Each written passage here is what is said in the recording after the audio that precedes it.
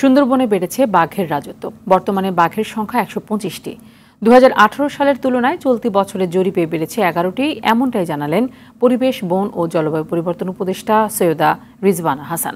সচিবালয়ে তিনি বলেন, ২০২৩-২৪-এ তৃতীয় পর্যায়ের জরিপে বাঘ ও শাবকের সংখ্যা দুটোই বেড়েছে। বিলাল হোসেনের রিপোর্টে বিস্তারিত।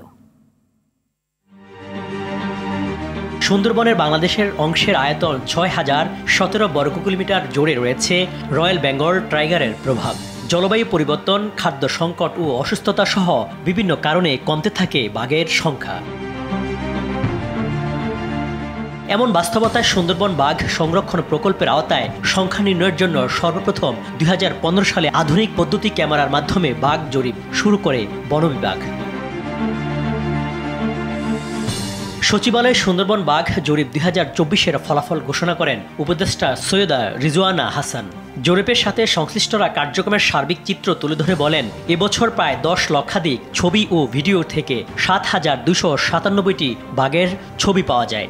২০২৩-২৪ সালে সুন্দরবনে পরিচালিত বাঘ জরিপে বাঘের সংখ্যা ১২৫টি পাওয়া যায় এবং প্রতি ১০০ বর্গ কিলোমিটার বনে বাঘের ঘনত্ব পাওয়া যায় ২.৬৪।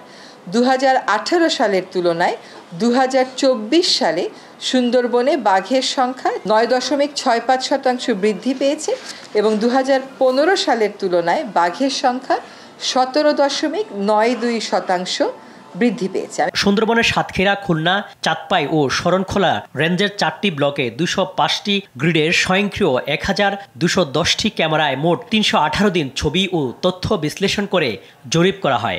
আমাদের জন্য সুসংবাদ যে বাদে আমাদের বাঘের সংখ্যাও বেড়েছে, ঘনত্বও বেড়েছে এবং বাঘ শাবকের সংখ্যাও বেড়েছে। বন বিভাগ কিছু কংক্রিট কাজ নিচ্ছে।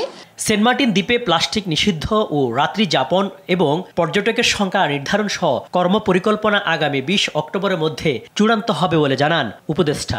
আমরা তাদেরকে বলেছি যে সরকারের সিদ্ধান্ত ছিল রাতে থাকতে দেয়া যাবে না। সরকারের সিদ্ধান্ত ছিল নির্দিষ্ট পরিমাণের বেশি পর্যটক যেতে পারবে না। তো সেইখানে তাদের বক্তব্য কি? তারা একমত হয়েছে যে পর্যটন ওইখানে নিয়ন্ত্রণ করতে হবে। বিলাল হোসেন, RTV, ঢাকা।